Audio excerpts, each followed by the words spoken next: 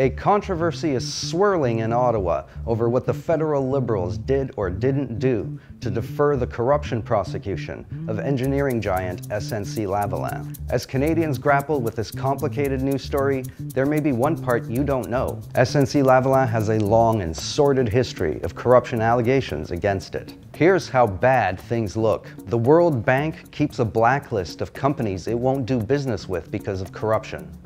Canada has the most companies of any country on that list, 132, compared to 58 companies in the US and just 6 in Australia. Of those, more than half appear to be subsidiaries of SNC-Lavalin. Clearly, the company's struggles with the law didn't just begin when this Ottawa scandal exploded. Allegations against the company go back all the way to the 1990s.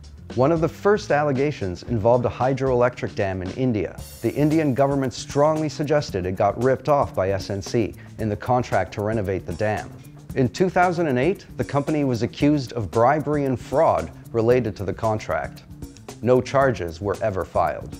But the largest foreign corruption scandal involving the company has to do with its work in Libya. In 2012, the company's former head of construction, Riyad Ben Aissa, was arrested in Switzerland, accused of funneling some $160 million to Saudi Gaddafi, the son of late Libyan dictator Muammar Gaddafi. These were allegedly bribes designed to secure work for the company in Libya. Montreal's La Presse recently reported that SNC-Lavalin spent $30,000 on sexual services for Saudi Gaddafi while he was in Canada in 2008. In 2015, SNC-Lavalin and 2 of its subsidiaries were charged in Canada following an RCMP probe into its activities in Libya. It's this case, and the fact that prosecutors refused to defer the charges, that has led to the scandal engulfing Ottawa today. But the company's legal troubles aren't limited to the developing world. Its former CEO, Pierre Duhaime, is facing a 20-month prison sentence over millions in sketchy payouts involving the construction of a super hospital in Montreal. And the company is also facing an ongoing investigation into bribery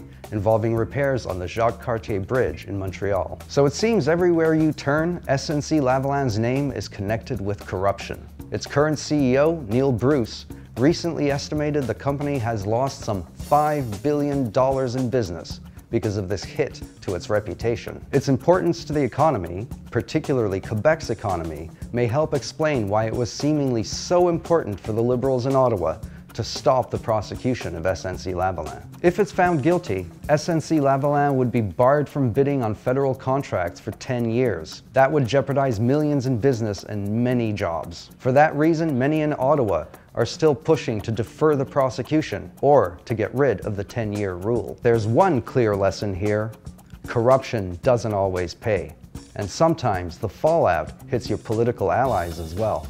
Just ask Justin Trudeau.